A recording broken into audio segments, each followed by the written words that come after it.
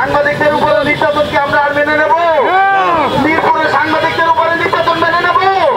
আমরা কি সবাই একমত? মিরপুর মেট্রোপলিটন পুলিশ কমিশনার এটাকে জিএমপি বলে, ঢাকাকে বলে সেটাকে বলে ডিএম2, জিএমপি, চিটাগংকে বলে জিএমপি।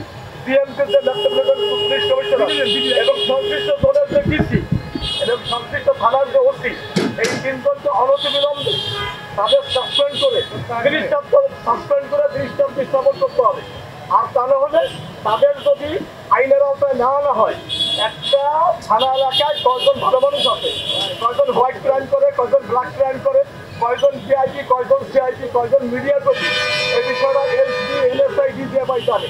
আর বিশেষ করে এসডি এবং পুলিশ এরা আসলে মাঠে বাজারে কাজ করে। তাহলে এই বিষয়টা হবে কি, আমরা অনেক কিছুই ভুলে যাই, বাঙালি যাতে অনেক কিছু ভুলে যায়। আমরা বর্তমানকে দেখি, আমরা অতীতকে দেখি না এবং ভবিষ্যতের উপর আমরা ডিপেন্ড করি না। আমরা দেখি রাজনৈতিক নেতাদেরকে যেভাবে আপনারা মূল্যায়ন করেন, যেভাবে তাদেরকেই করেন। সাংবাদিকরা আপনাদের তেলবাজি করে না। অবশ্যই প্রতিটা সাংবাদিকের সম্মান, শ্রদ্ধা, বোধ রেখে কথা বলতে হবে। আমরা সম্মান করি, আপনারা আমাদের সম্মান করবো।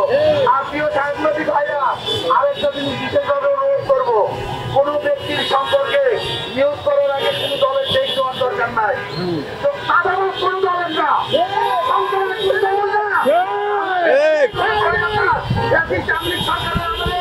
একটা পক্ষ চাঁদাবাজি, এই ধান্দাবাজি এগুলা করছে, একটা পক্ষ সাংবাদিককে বসে রাখতো।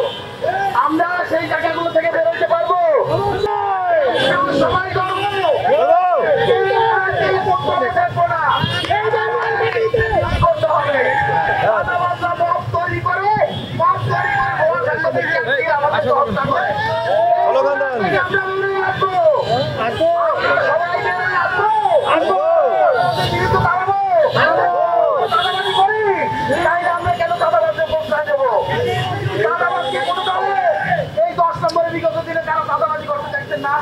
আবার সেই গুরুতে ঘুরে ফিরে তারাই আবার তারা করে বলেছে এই বাংলার মাটিতে